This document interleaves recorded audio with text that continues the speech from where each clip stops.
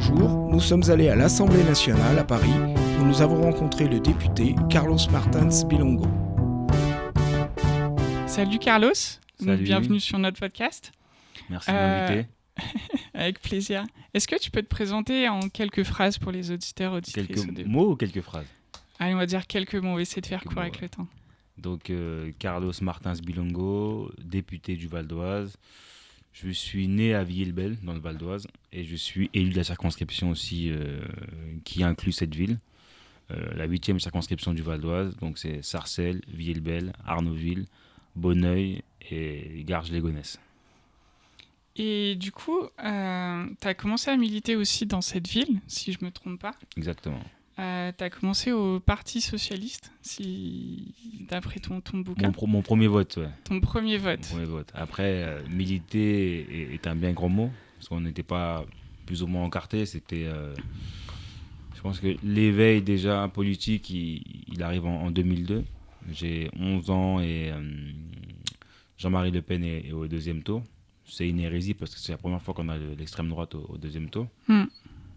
Donc il y a nous dans ma ville qui est une ville socialiste, un engouement particulier parce que c'est un bastion de DSK, Strauss-Kahn, parce que Sarcelles, Villers-le-Bel, c'était des villes très, très liées. Donc on avait une grosse section socialiste, donc ça a fait quand même un gros choc pour l'ensemble des militants de la ville, pour les maires des différentes communes de la circonscription qui ont constaté que Jospin n'était pas au deuxième tour. Et il y a eu beaucoup de... Mis à part les manifestations qu'il y a eu sur Paris, on a eu, nous, aussi des éléments similaires sur les marchés, des gros tractages pour faire appeler au vote, faire barrage et appeler au vote républicain de Jacques Chirac. Donc j'avais 11 ans, mais ça m'a tilté. Et à la suite de ça, il y a eu 2007, où ma mère a beaucoup suivi la campagne de Ségolène Royal. Ma mère a pu voter pour la première fois en 2002, donc elle est contente de voter en 2007. Et donc c'est pour ça qu'on a voté d'abord socialiste jusqu'à 2007. Ma mère est partie voter, mais je votais avec ma mère. J'avais 17 ans, je n'ai pas pu voter moi. Mais, et ensuite, 2012, nous, on avait une grosse pression parce que Sarkozy avait beaucoup tapé sur les quartiers populaires. Et on était très intéressés par le programme de Jean-Luc Mélenchon qui faisait une belle campagne en 2012 déjà. Mais on a fait directement le vote utile avec François Hollande parce qu'il y avait cette pression où pendant 5 ans, Sarkozy, c'était tout et n'importe quoi. Déjà même côté au ministère de l'Intérieur avec Jacques Chirac, c'était la folie. Mais dès qu'on a eu comme président, franchement, je ne sais même pas comment on a fait pour... À la base, pour nous, c'était l'hécatombe. Le fait d'avoir eu le ministre de l'Intérieur, Sarkozy, en tant que président, pour nous, en fait, on ne savait même pas comment on allait voir le bout du tunnel dans les banlieues. Pour nous, c'était vraiment l'apocalypse. C'était en fait le mec qui ne nous aime pas est président maintenant. Donc, en fait, il va nous éliminer. Parce que c'est des vraies menaces quand un mec vous dit je vais vous nettoyer au Karcher. Ça veut dire quelque chose, ça envoie un vrai signal. Il dit pas je vais nettoyer au Karcher ceux qui sont en bas là. Il dit ceux qui sont là, je vais les nettoyer au Karcher. Il faut savoir que en banlieue, nous, parfois on était en bas parce qu'on n'a rien là. On n'a pas où aller. On aimerait bien nous aller au musée ou vaquer à différentes occupations. Et parfois on est juste assis là, on fait rien de mal. Et de venir comme ça, de cibler des jeunes en bas d'un quartier et dire je vais les nettoyer. Vous voyez ces jeunes-là, je vais les nettoyer. Ben, il a dit ça à l'ensemble des jeunes. Donc on a vécu 5 ans avec ce monsieur. Et heureusement que le camp social aussi s'est levé sur différentes dispositions. Et on a pu le sortir en 2012. Et à un moment aussi, dans ton livre, tu cites un exemple justement où il y a 2 jeunes sur un scooter qui sont renversés par la police, où c'est affreux, et la police prend 2007, la fuite. Quoi. Ouais. Et du coup, ça a cristallisé encore plus la haine à ce moment-là sur Sarkozy. On se dit, on n'est pas écouté, on peut rien faire. Et les policiers prennent... normalement, quand on renverse quelqu'un, on vient lui donner les premiers secours quand même. On a un uniforme. C'est quelque chose de républicain, c'est les premiers gestes. Mais on prend la fuite. On laisse des enfants comme ça, sur le sol, mourir. Et les corps des enfants ensuite ont été déposés à la caserne des pompiers. Et quand les parents ont été prévenus, ont été voir les corps de leurs enfants à même le sol, à la caserne des pompiers. Vous imaginez, la dernière image de votre fils s'est posée comme ça au sol. Et les habitants aussi parce que c'était vraiment... Vous prenez la rue, c'est une rue qui est là, passante, et quand les policiers sont partis, tout le monde avait la vue sur des corps au sol comme ça. Et des policiers qui laissent leur véhicule et qui partent en courant. Ouais, ça a dû être traumatisant pour tout le monde. Vous imaginez? Même le choc psychologique. C'est des jeunes avec qui on jouait au foot. C'était un dimanche. C'est des jeunes avec qui la semaine avant on jouait au foot ensemble au parc des sports. Et tout ça on oublie, on s'en fout en fait. Ouais, c'est mis de On côté. s'en fout de l'aspect psychologique du voisin qui vient de voir un corps au sol exploser. 2 corps de jeunes enfants. On s'en fout de savoir qu'ils avaient des amis, leur famille, une classe. Et dans toute la ville de Villebel a été marquée par ça. Et en fait, vous verrez qu'à chaque fois qu'il va y avoir une image choquante, le corps y réagit différemment. Quelqu'un peut voir une scène choquante, ça lui donne envie de sauter par la fenêtre. Chacun, il voit une image choquante, ça lui donne envie de s'exprimer, peu importe la manière, de produire quelque chose, de crier, c'est juste ça en fait, c'est psychique. Et tant qu'on ne veut pas comprendre l'humain, et on prend les gens pour des robots, on n'y arrivera pas dans cette société. Quand il y a eu la mort de Naël, qui a été assassiné par un policier, cette image a été vue des millions de fois par des enfants de 9, 8, 7 ans, 6 ans même. Ils ont vu quelqu'un qui leur ressemble, un jeune, dans un véhicule, se faire tirer dessus à moins d'1 mètre. Vous savez, dans les jeux vidéo, à GTA, il y a écrit parental advisory, moins de 18, moins de 21. Et c'est pas pour rien en fait. Et aujourd'hui, c'est pas du tout le cas avec tous les réseaux, etc. Mais en même temps, ça permet aussi de prendre conscience. C'est pour ça que quand moi, avec ce qui s'est passé avec le cas de Naël, quand j'ai vu des jeunes de 11, 12, 13 ans parfois dans la rue, c'était pour exprimer quelque chose. Et c'était un message politique. Les gens, ils ont vu, là-bas, ils ont cassé. Il faut savoir que c'était partout. Dans la ruralité, moi, j'ai vu des scènes dans la Creuse. Partout. C'était au-delà parce que tout le monde a vu un enfant se faire tirer dessus. Et toutes les mobilisations qui ont lieu de manière spontanée, non organisée, c'était un message politique qui n'a pas reçu de réponse. Et l'ensemble des violences policières sont souvent suivies de messages politiques de la part des familles ou des mobilisations, mais malheureusement dans ce pays, elles ne sont pas entendues. Parce que le métier policier est vraiment corporatiste. Et comme on le rappelle, nous, avec Jean-Luc Mélenchon, il faut nettoyer la police de la cave au grenier. Et ce qui est dit aussi, c'est que c'est pas non plus à l'encontre aussi des gens qui travaillent pour la police. Mais moi, je rencontre beaucoup de policiers qui le vivent mal. Dernièrement, encore dans le Val d'Oise, j'ai eu un policier, une policière.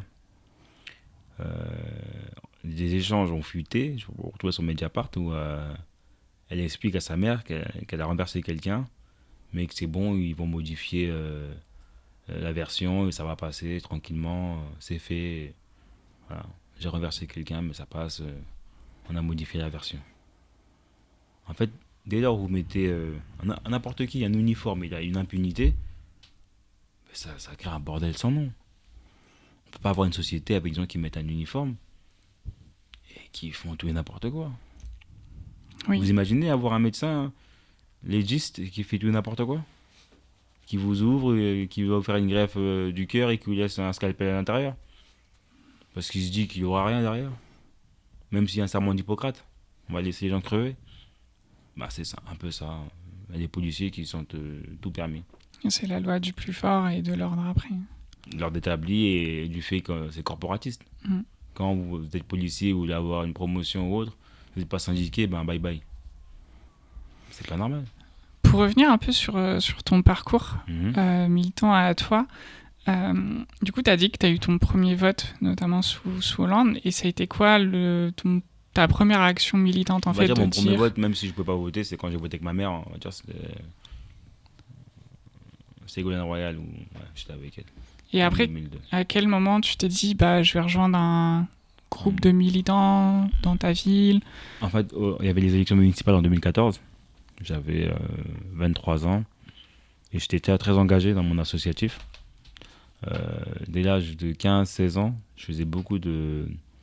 Moi, je suis vraiment un enfant des maisons de quartier, de toute la ville. Et j'aimais bien, moi, bouger dans toutes les maisons de quartier. Comme j'avais beaucoup de cousins dans différents quartiers, je bougeais un peu, j'allais à droite, à gauche. Je vérifiais quelle maison de quartier a telle sortie, quelle maison de quartier a telle activité. Donc ça me permettrait de connaître du monde également. Et dès que j'ai eu 18 ans, la majorité, je me suis dit, moi aussi, je vais vite redistribuer, créer mon association et créer des événements comme ça, solidaires, où on peut créer une synergie entre les habitants. Parce que nous, dans un palier, vous pouvez avoir 5, 6 familles et tout. Donc l'ennui, il vient vite quand il n'y a pas beaucoup d'activités. Et à chaque fois, on s'oblige à créer des choses, on est super créatifs. Et du coup, mon engagement a commencé là. Et les acteurs politiques qui étaient au niveau local, ils m'avaient détecté, ils m'avaient dit, tu as beaucoup d'idées, viens rejoindre une liste municipale. J'avais rejoint une liste, j'étais 23e. Et après, en 2020, pareil, il y a eu les élections municipales, j'avais rejoint une liste. Et c'était une liste citoyenne. Souvent, c'était un ancien adjoint qui était dissident de l'équipe municipale. En 2020, j'étais 13e. Et après, à la fin de 2020, je me suis dit, au présidentiel, je vote Jean-Luc Mélenchon. Il n'y a pas de déclinaison locale de la France Insoumise dans ma ville. J'ai fouillé, etc. Et j'ai commencé avec Action Populaire. Tu peux expliquer ce que c'est Action Populaire aux gens qui nous écoutent ? L'application qui est utile à toutes et à tous pour passer à l'action. En fait, moi, j'étais un hyperactif, je voulais faire quelque chose. Je voulais pas être dans un mouvement ou un parti où il y a une section, on doit écouter quelqu'un qui va me dire quelque chose. Alors ça, je voulais royalement pas. J'avais déjà vu des réunions de section socialiste, malgré que je n'étais pas parti socialiste, quand j'avais assisté à des réunions, je pense, en 2011 ou 2013. 2013, parce que sur la ville de Villerbel, le maire socialiste a dû faire des primaires à un moment donné au sein de la section. Et en fait, les habitants étaient invités à regarder le débat entre le maire et un membre de la section. Donc à un moment donné, on avait observé le débat et une semaine après, on avait été regarder comment ça se passait dans la section socialiste. Mais en tout cas, cette idée-là ne me plaisait pas du tout. Et le Parti socialiste était totalement éclaté après Benoît Hamon en 2017.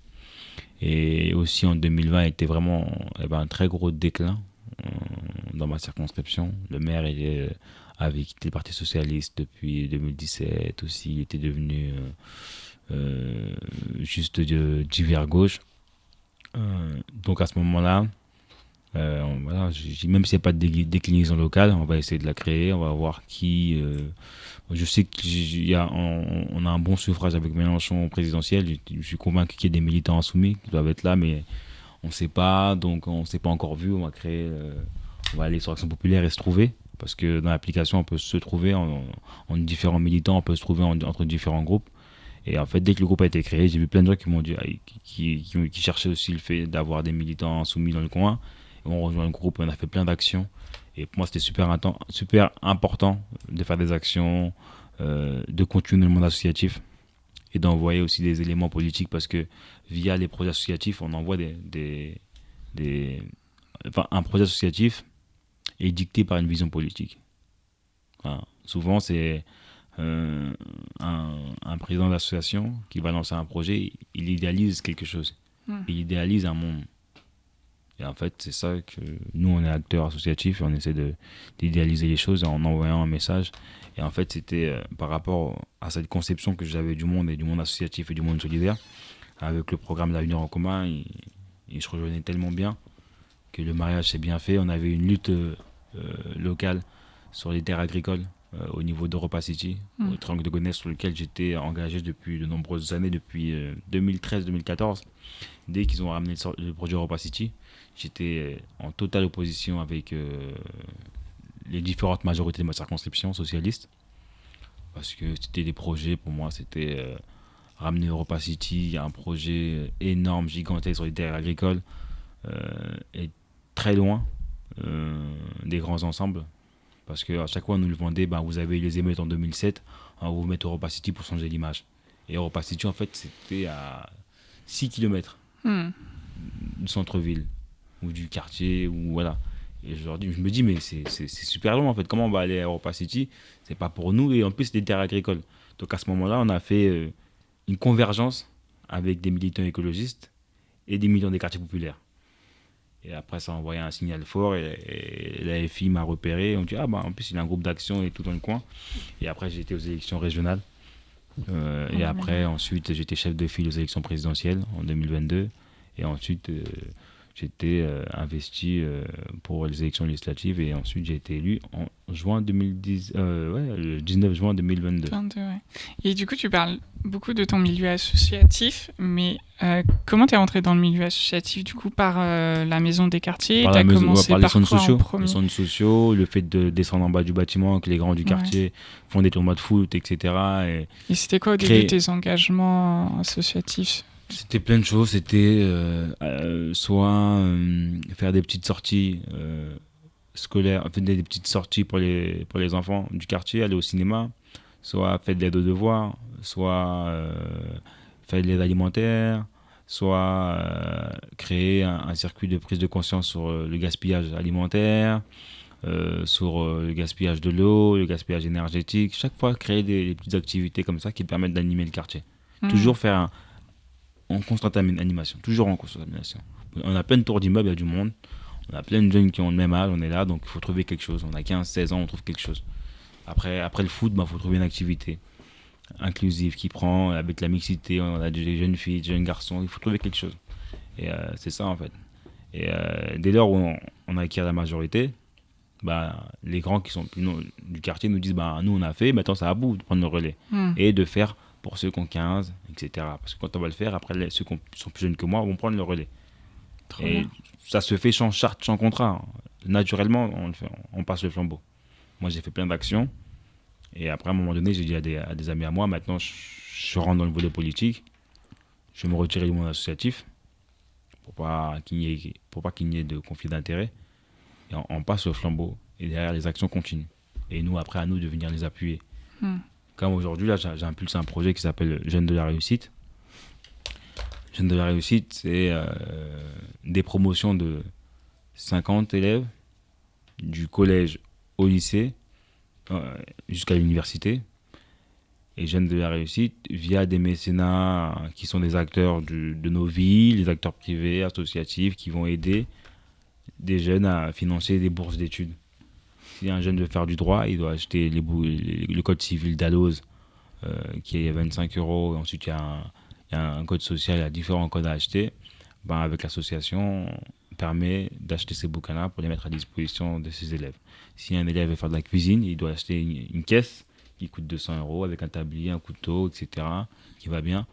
L'association finance cette caisse pour ce jeune. Et ça a aussi un volet cercle de réflexion où ces jeunes-là sont amenés à avoir des cours de répartie, des cours d'éloquence, à rencontrer une actrice ou un acteur politique pour débattre de différents sujets et pour qu'ensuite ils soient à même d'avoir les armes nécessaires pour affronter la vie. Et j'ai également monté un parlement des femmes populaires.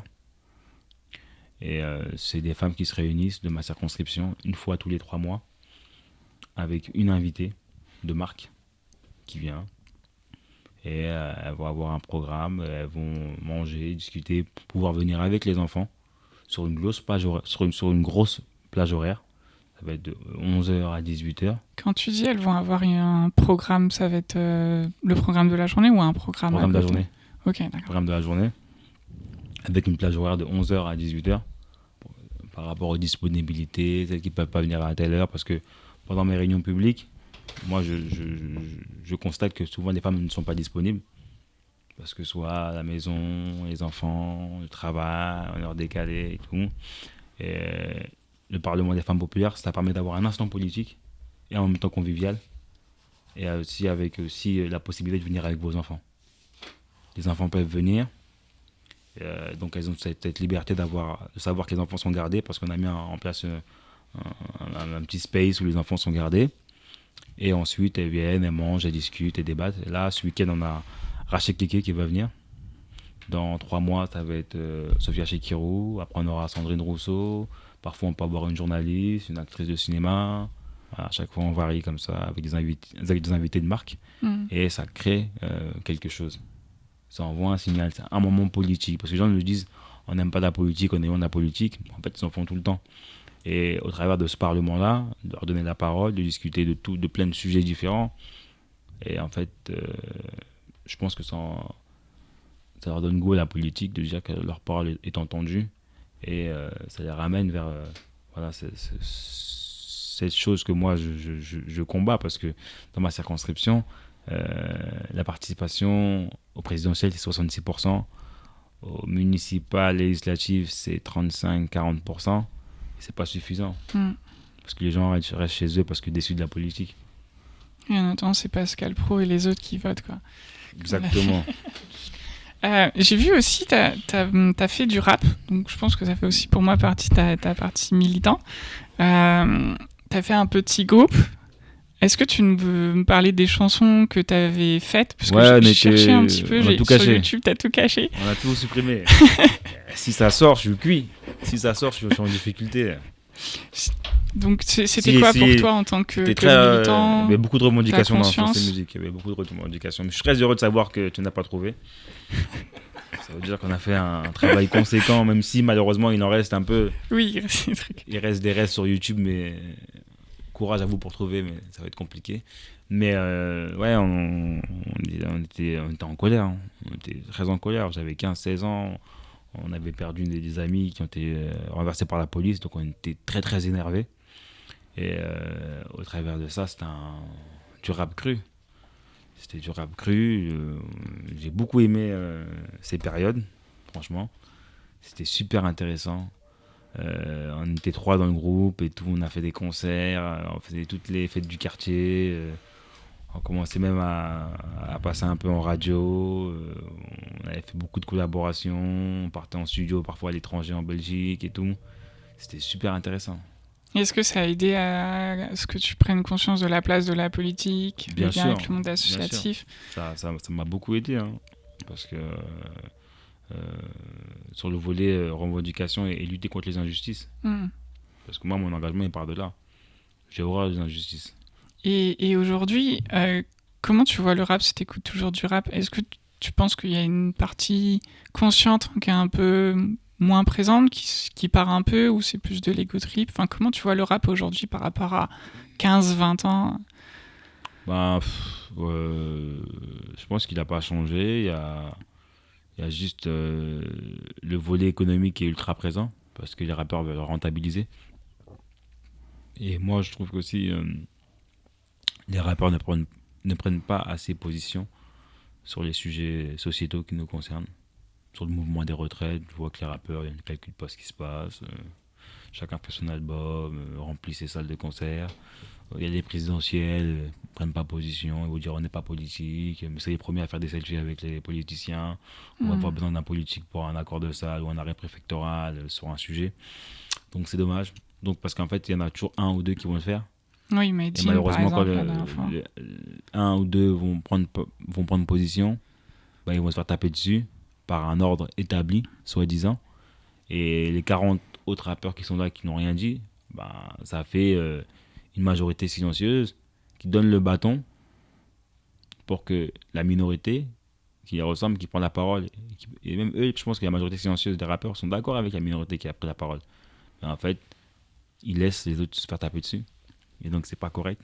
Si on avait 40 rappeurs et les 40 rappeurs s'expriment sur un sujet, je pense que ça va être dur pour celui qui a le bâton de mettre 40 coups de bâton. C'est plus fatigant. Oui, parce qu'il y avait déjà des coups de bâton, notamment sous Sarkozy avec le groupe Sniper qui était un peu. Mais si vous avez 50 groupes comme Sniper, vous pouvez rien faire. Qui remplit les salles de concert, etc. Là, avec les rappeurs, vous pouvez mettre 5 rappeurs différents. Un vendredi soir, un au Zénith, un à Bercy, un à l'URNA. Les 3, on va dire déjà, ils vont remplir en même temps. Si vous mettez pendant 5 jours de la semaine, 5 jours glissants, du lundi au vendredi. Un rappeur différent.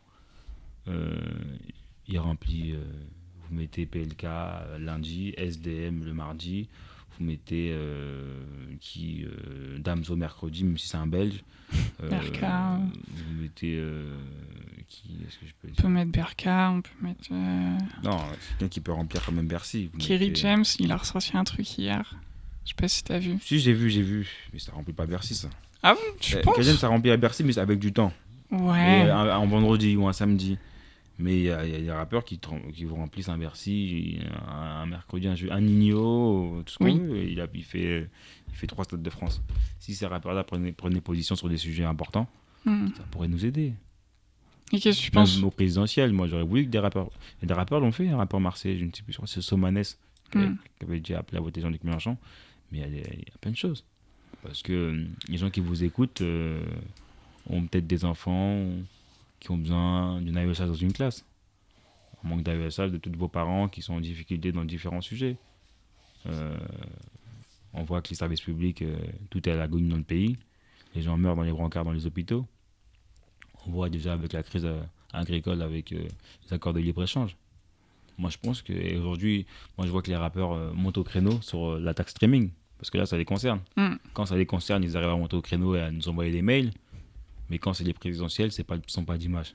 C'est pas correct. Peut-être qu'avec l'uniforme à l'école, ils vont vouloir raconter des choses aussi. Ben, je pense pas. Là, j'ai vu dernièrement à Montpellier avec le SNU, ils ont fait un flash mob sur Oh Jesus World ou je sais plus quoi. Ils ont dû supprimer, donc c'est honteux. C'est honteux. Même quand on fait le SNU, on ne sait pas le faire. Mettez des musiques françaises pour un flash mob. Ils sont un peu dans le... Voilà. Hein? Mais l'uniforme, ça ne sert à rien. C'est ridicule.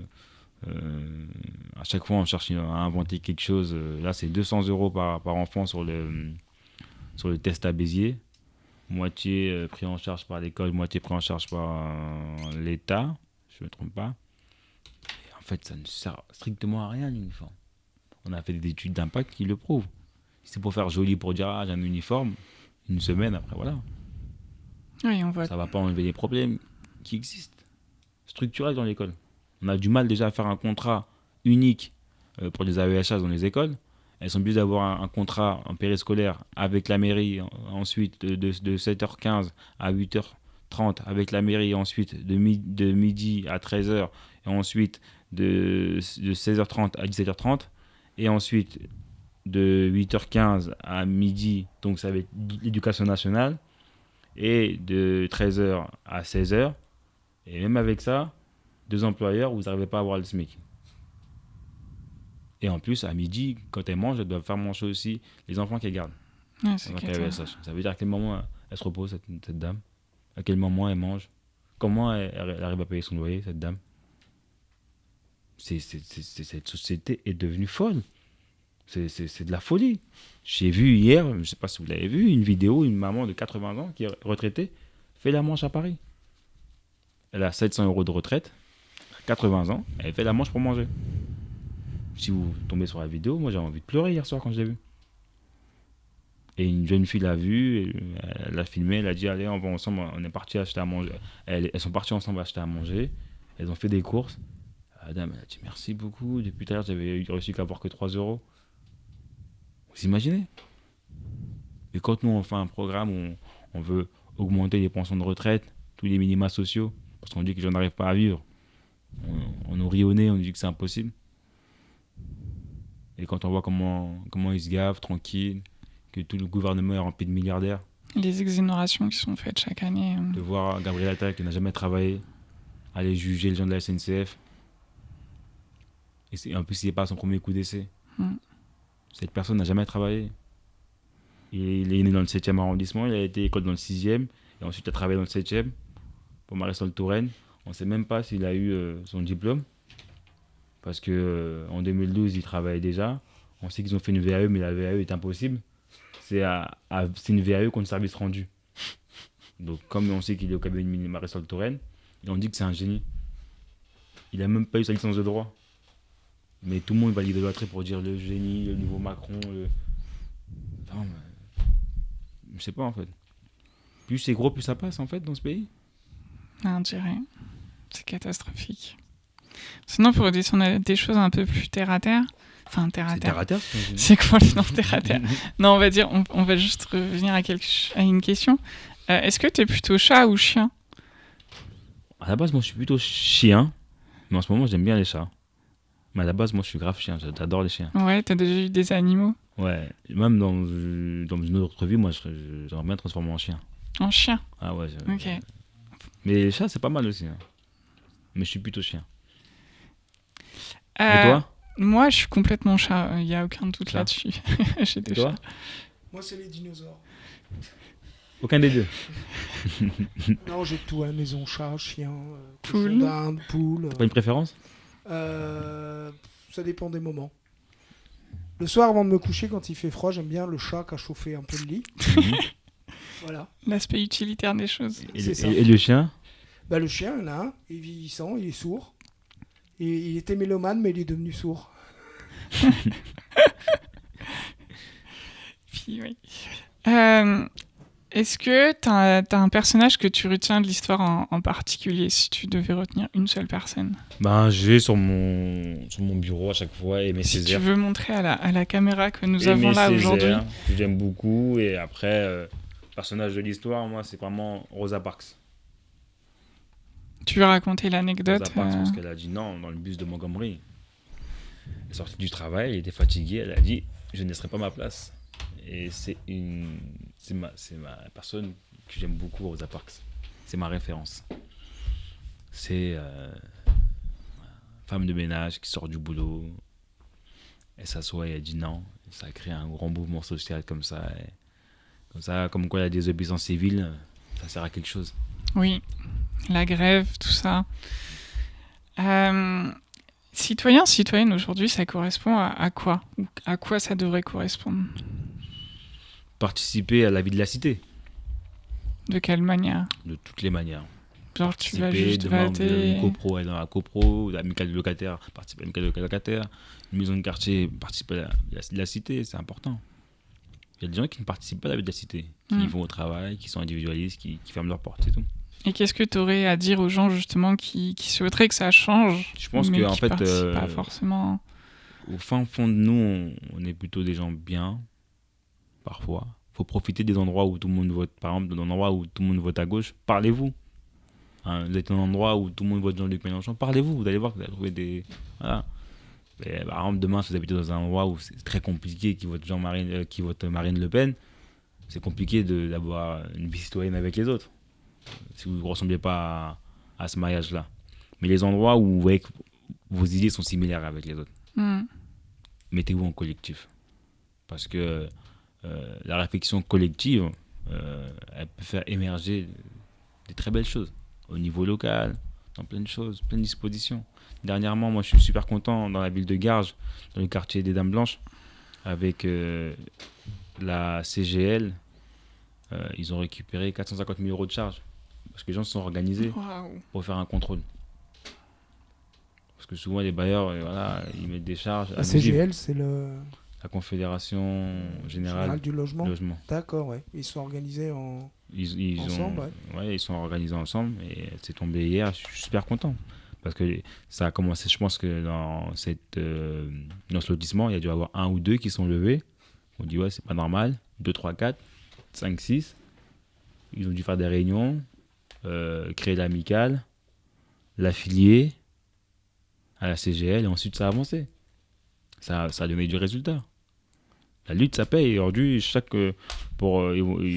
tous les mois, ils ont une ristourne de 250 € de loyer. Ouais, dans une période inflationniste, c'est magnifique.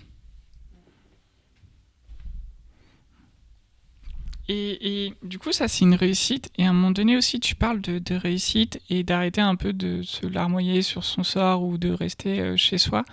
Est-ce que tu trouves que la gauche, elle a eu son moment un peu peur de la réussite ou peur de se mettre en avant? Moi, je ne pense pas, mais après, moi, juste se lever et lutter, c'est une réussite. Ouais. C'est ça pour moi, réussite. C'est pas le gain in fine. Le gain in fine, parfois, on ne le voit pas. C'est ton enfant qui le verra ou tes petits frères ou petites sœurs. la victoire, c'est déjà se lever. Se lever, lutter, c'est une victoire. C'est ça, pour moi. Et à la gauche, après, hier, je discutais avec une personne, on était dans une copro où ils sont sur plan de sauvegarde, où ils discutaient, il était 23h, ouais. J'étais avec eux jusqu'à 23h, on discutait. J'ai fait réunion de quartier à Villebel, après j'étais à Garges pour discuter avec des copropriétaires. Un monsieur me dit oui, t'as vu la gauche, ils ont rien fait pendant des années, c'est de leur faute qu'on est là. Et moi chaque fois je dis aux gens, bon, reprenons t'as quel âge? Le mec il me dit j'ai 37 ans. Je dis bah vas-y, si tu prends 40 ans de dernière gouvernance, la gauche c'était 10 ans seulement. Donc là ce qu'on a c'est le constat de la droite. Et il faut arrêter de reprendre le récit des médias. Et moi je suis les médias, ou je suis quelqu'un de droite. C'est quoi je veux dire, c'est la faute de la gauche, c'est la faute de la gauche, et en même temps je reste au pouvoir. Je dis la gauche, mais je suis au pouvoir. Ça m'intéresse. Mais tout ce qu'on a là, c'est les débris de la droite. Sur les 40 ans de dernière année, là, sur les 40 dernières années, on a fait 30 ans de droite, donc tout ce qu'on a, c'est la droite. Et donc Macron, on prend 10 ans. Même Hollande, on peut le mettre dedans parce qu'à Bercy c'était Macron. Oui, loi travail. Donc, voilà, donc là, c'est que la droite.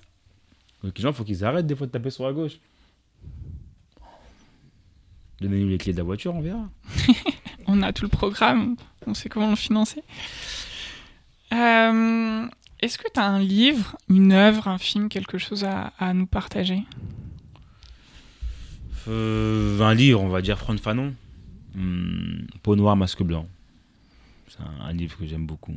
Ouais, c'est ton livre de chevet. C'est mon livre de chevet, très universaliste, qui parle de lutte. C'est le livre qu'il vous faut.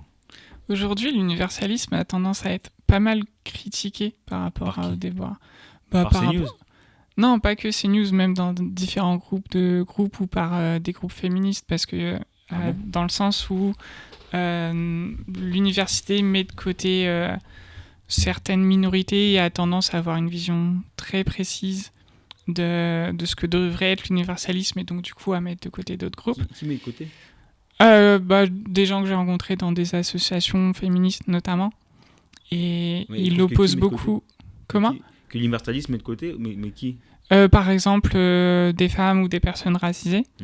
Et du coup, les gens, moi je te répète, oui. C'est juste que je veux avoir ton avis, et du coup l'opposent souvent à l'intersectionnalité, qui disent qu'il peut le remplacer ou aide plus à avoir une analyse, et je veux savoir un peu si tu as un avis là-dessus. Je pense que les deux s'additionnent. Et je pense que même dans l'universalisme, déjà, c'est un tout. Déjà. Il n'est pas clivant, c'est inclusif, normalement. Après, les personnes qui ont émis des réserves, je pense qu'elles tapent sur quelque chose de palpable. Hein. Elles ont des véritables raisons. Donc il faudrait étudier et voir la question. Parce qu'en fait, historiquement, même après les Lumières, l'universalisme était mis en avant. Mais par exemple, quand il y avait l'instauration des Premières Républiques, il y avait aussi notamment les Juifs qui étaient mis de côté, tu vois. Et du coup, c'est pour ça qu'il y en a, ils ont des critiques à l'universalisme, mais c'est plus par son application fallacieuse, dans ce sens-là, que dans le sens universalisme. Et du coup, ils essaient de trouver quelque chose à la place. En tous les cas, pour moi, ça reste des mots. Après, ce sont à nous de faire vivre tout ça. C'est le vivant qui fait bouger le monde. Ouais, de porter un idéal et de savoir que tous les jours tu essaies de t'en approcher, quoi. C'est pas le mot en toi qui va dicter vos actions. C'est vous. Et le monde il est en constante, il est en mouvement constant, et c'est à nous de le faire vivre.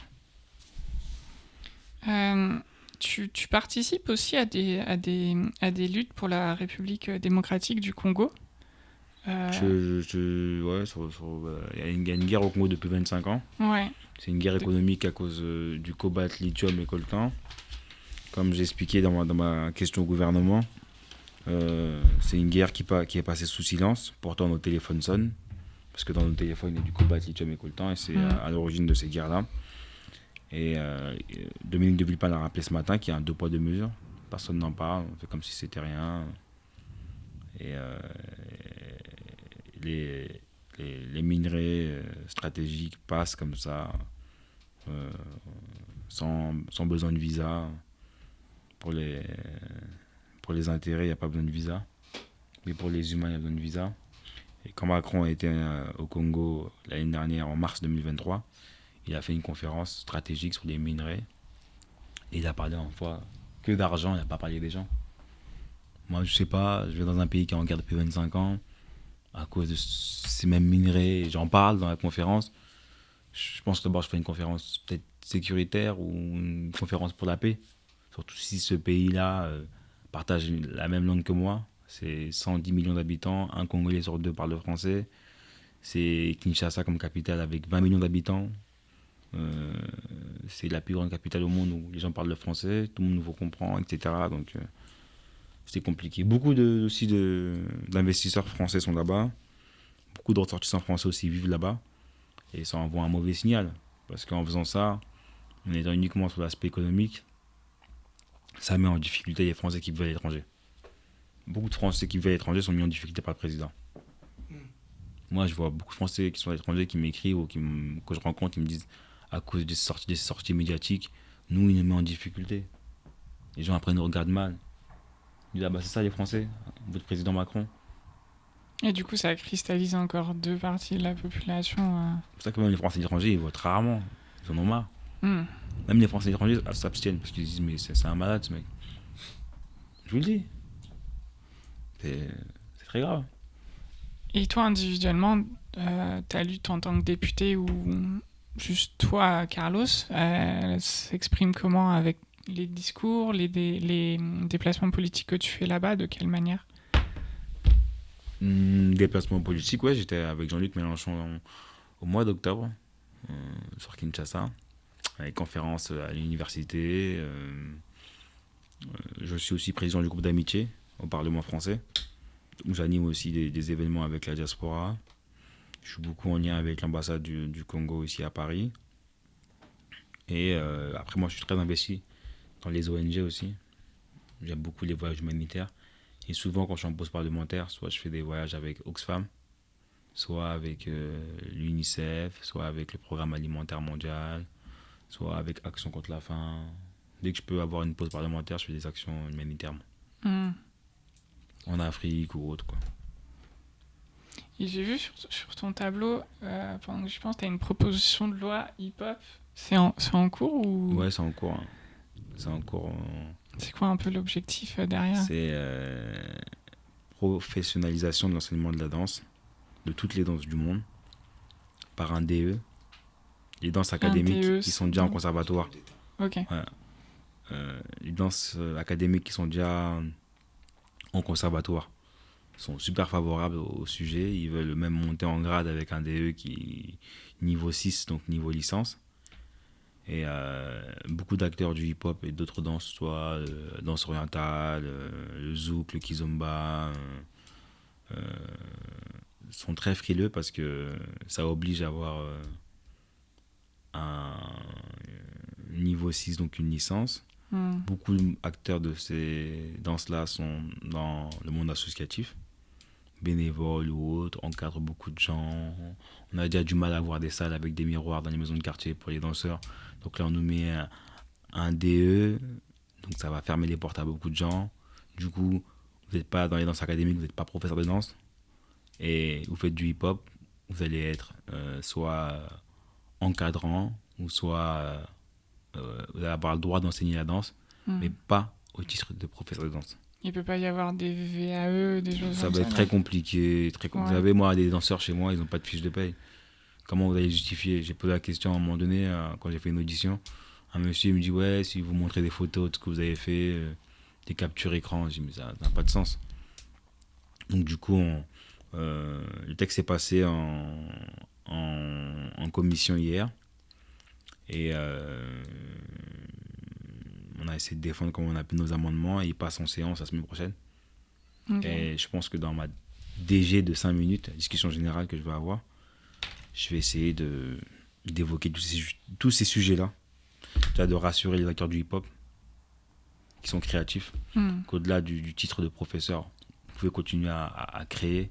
C'est pas nous, cet hémicycle, nous députés au col blanc, que nous allons pouvoir mettre un cadre à vos créations.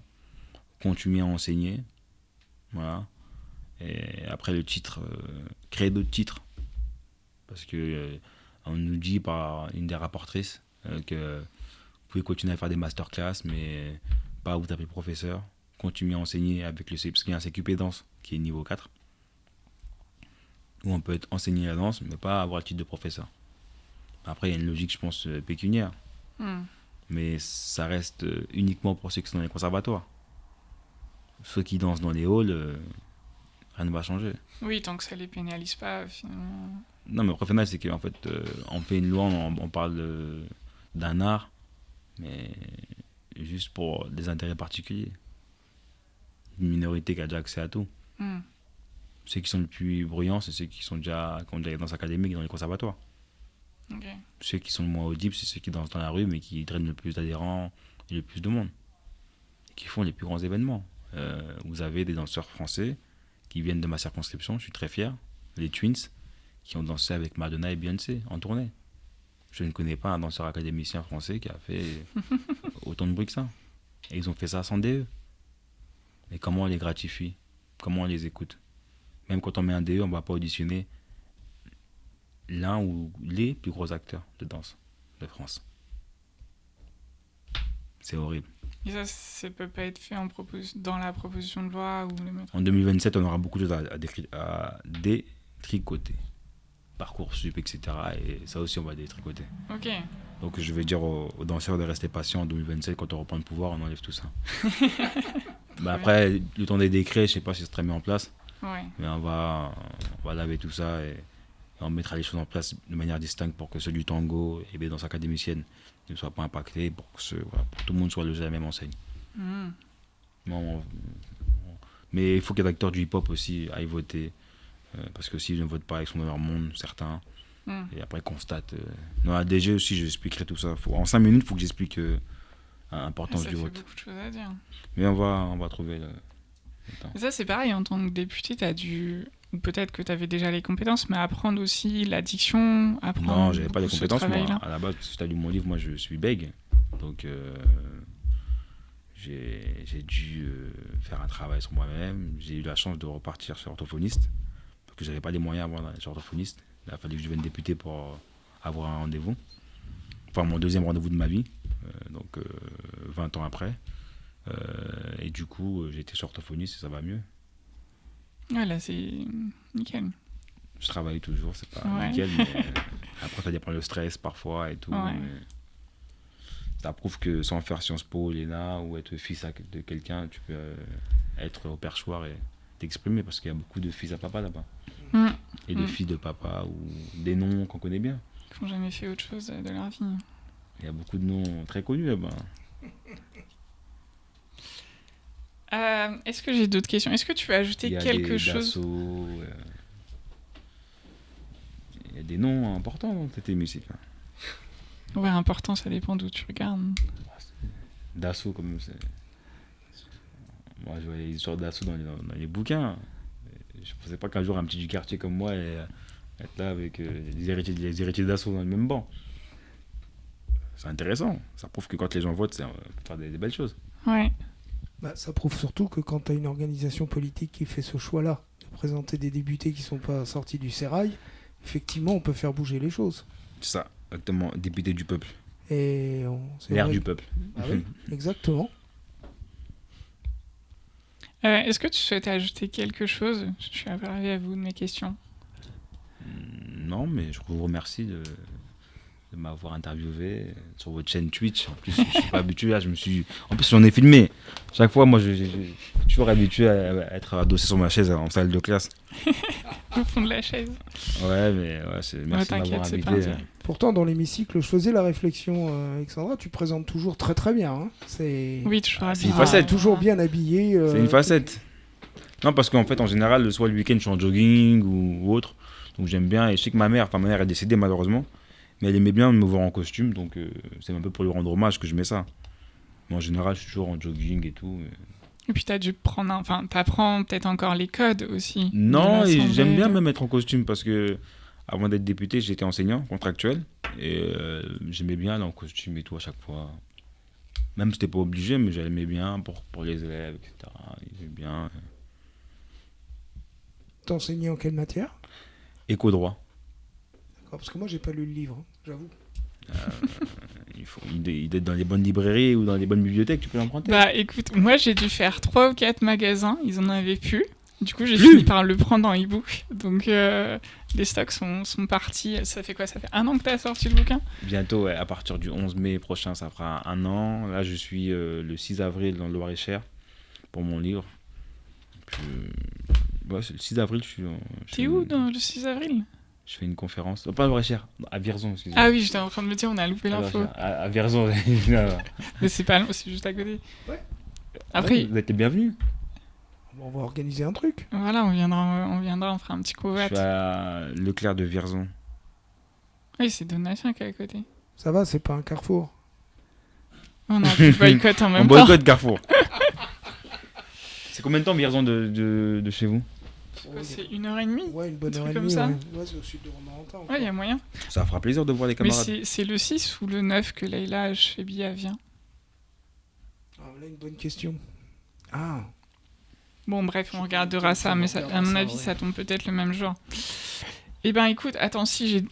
Est-ce qu'on a encore du temps? Allez, on va se faire une petite dernière question. Rien sur le mouvement pour les européennes. Non, là, on essaie de se concentrer sur toi en particulier. Tu...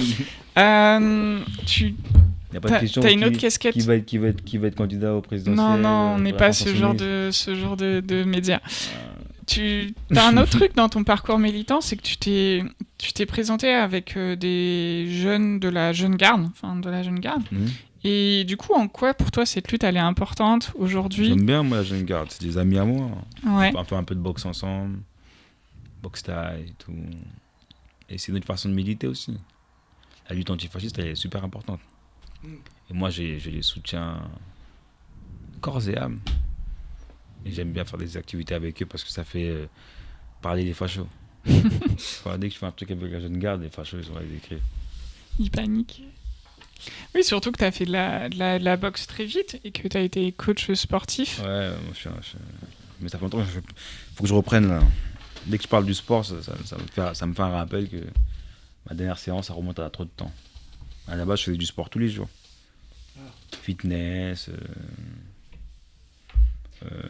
course à pied. et justement, là, en parlant de ça tout à l'heure, là, je voulais te poser la question. Tu es quand même dans une circonscription un peu compliquée, surtout en ce moment avec les événements internationaux. Entre Garges-les-Gonesse et Sarcelles. Non, c'est plus Sarcelles. Et bah oui, Sarcelles, Sarcelles, c'est toujours la plus grosse communauté juive de France, je crois. T'as le petit Jérusalem. Ouais, le petit Jérusalem, c'est ça. Et t'as Garges. Mini Tel Aviv ou petit Jérusalem. Non, Voilà. Tel Aviv. Et Garges était plutôt. Garges était quand même une ville qui était plutôt plus musulmane. Non, mais en fait, chez nous, tout le monde vit bien ensemble. C'est plus les médias et l'extérieur qui pensent que ça va pas, mais vous avez en fait sur un immeuble, au premier étage, tu as une famille juive, au deuxième étage, tu as des musulmans, au troisième étage, tu as des chrétiens, au cinquième, tu as des athées. Et en ce moment, il n'y a pas de tension. Jamais chez nous. Et tous les jours, les gens, ils mangent. Quand c'est Shabbat, tu m'invites. Quand c'est Pessah, ça. Nous, par exemple, les bâtiments, tous les vendredis, sont désactivés. Dans plusieurs quartiers de Sarcelles, parce que c'est Shabbat et ils ne peuvent pas tuer l'électricité. Et moi, j'ai appris ça quand j'étais au lycée, parce que moi, je suis Vieille-Belle. En discutant avec John Sarcelles, ils m'ont dit oui, nous, le vendredi, ça ne marche pas l'interphone. Parce que dans le bâtiment, il y a des gens de la communauté juive. Et en fait, pour les gens, c'est totalement normal, en fait. En fait, nous, on cohabite. Quand c'est le ramadan, quand c'est l'Aïd, ou c'est ramadan, ou quand c'est le ramadan, le soir, il va donner un plat. Quand c'est le carême, tu vas te donner ça. Quand c'est Noël, il donne. Et en fait, tout le monde cohabite comme ça. Quand c'est Pessah, tu viens, tu descends.